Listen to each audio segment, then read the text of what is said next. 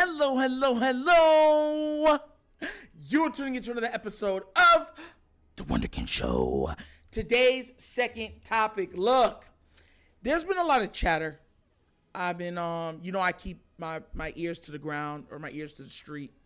And there's been a lot of chatter coming out about the acquirement of an Odell. And I've been hearing some people poo-pooing on Odell and thinking that he's washed up. We're here to address that because, once again, people don't look at the entire picture sometimes. They only see the short-sighted of the picture. They don't see the whole thing in its entirety. Never be able to see the forest beyond the trees. You know what I mean? So, I want to say this. Odell Beckham Jr. Forget the catches, forget the touchdowns, forget the yards, forget the over the ankle, forget all of that. Odell Beckham Jr. allowed the Ravens to retain and to bring back Lamar Jackson. He is one of the foundational pieces and reasons he came back.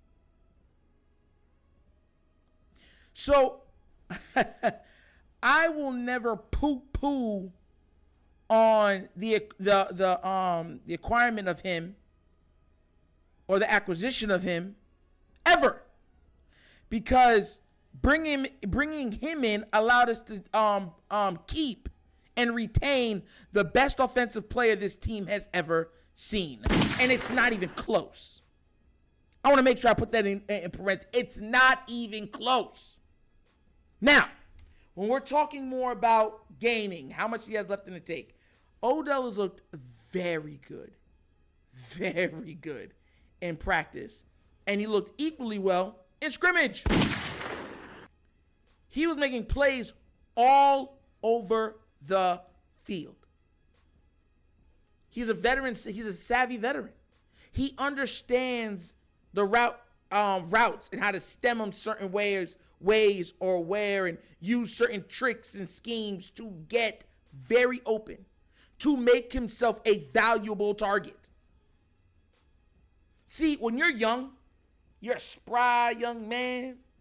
Everything is, I run through wall there, I put head through wall, because you're young. The thinking of the game isn't there yet. When you start to get older, you start to map out certain things. Why? Because you've been there, done that. You understand through maturity that you don't have to just out-physical the person. And that's what OBJ is. And I want to make sure I put this out there. You know, OBJ, Bateman, and Zay, by the end of this year, I'm going to tell you right now, will be a top 10 wide receiving core in the NFL. Matter of fact, let me change that up. OBJ, Zay, Bate, and Mark Andrews will be a top receiving core in the NFL by the end of the season. I have them probably top 8. Because you have to understand that even with the doubts that come with acquiring a OBJ, right? It's given the Ravens credibility and it's given them respect. You have to understand, football a lot of times is a game of respect. It's a game of not just maturity, but there's a word I'm looking for. But we're going to lean more on the respect part. So what I mean by the game being a game of respect, when a guy has burnt you so many times, even if they get a year older, you don't trust in leaving them open. Defenders will still inch over a little more because they don't want to be burnt or be a part of their highlight reel. You get where I'm coming from? You've built equity in the minds of your opponents. OBJ has a lot of equity in a lot of every defender he's won against. A large equity pool. And because of that, they will respect him enough to not just leave him one-on-one. They'll put safety help. And when he starts going off, they'll get extra help, bracket coverage. drop cover, anything that slow him down, which in turn opens up things for the other players on the team. Because once again, it's not just about being physically dominating. There's a reason why Jerry Rice was able to play as long as he played. Being a savvy veteran. He was never a speed guy. Never. He wasn't a burner. He had football speed. But man, that man was open a lot. And on some of the greatest corners to ever play. And everybody that says he was soft with it, he was doing it against Deion Sanders. Listen. He was doing it against Deion Sanders. If I'm not mistaken, Champ Bailey and them. Like, come on now, bro. The Woodson guys. Like, bro, he was cooking them. That's what OBJ is. Now, I'm not saying he's as good as Jerry, because Jerry Rice is the GOAT. Jerry Rice is in the conversation being the greatest football player to ever play. Not just saying wide receiver. But that savvy veteran ability to still get open even though you're not a burner. You still have great speed, but you're not a burner. You're not a Tyreek or a Deshaun Jackson or one of those type guys.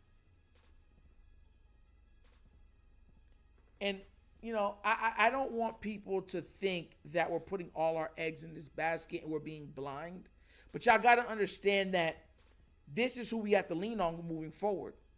I think, like I said before, that OBJ has enough in the tank to be a true threat.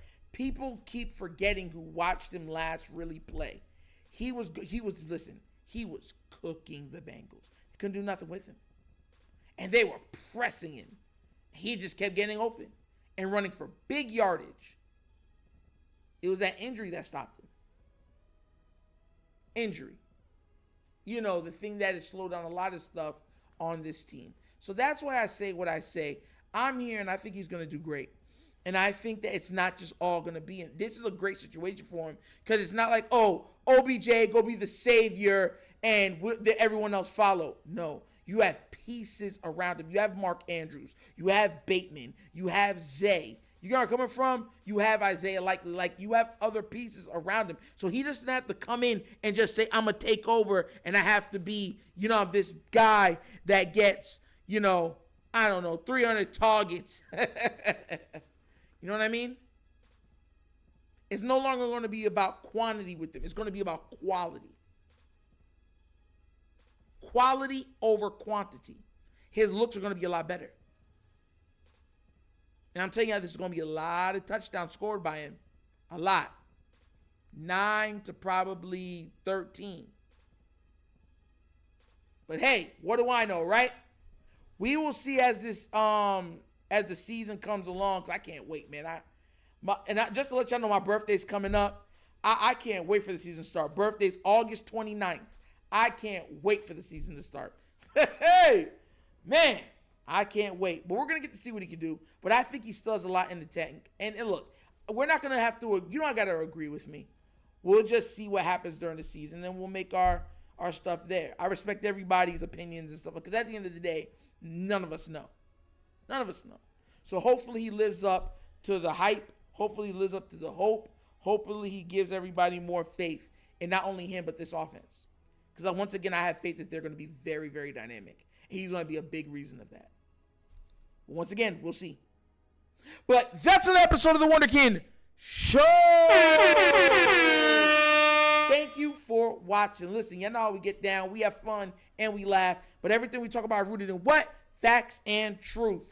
Please do remember, like, subscribe, hit that notification bell, leave a comment. You know I love the comments. And if you have not already done so, check out the Wunderkind Show's Patreon. Yes, 3 tiers of content greatness. Extra content. Give it a look and tell me what you think. And if you want to help donate to this channel to help it grow, to help get newer and better equipment, bottom of the screen, QR code. QR codes to a Cash App. Cash App located in the description of every video that we do. And the name of it is $, The Wunderkind Show. Easy. Easy, easy. But once again, this is The Wunderkind Show. This is Joel Nitro signing off. And as always, you guys know my slogan. Peace. And I am out of here. Yerp.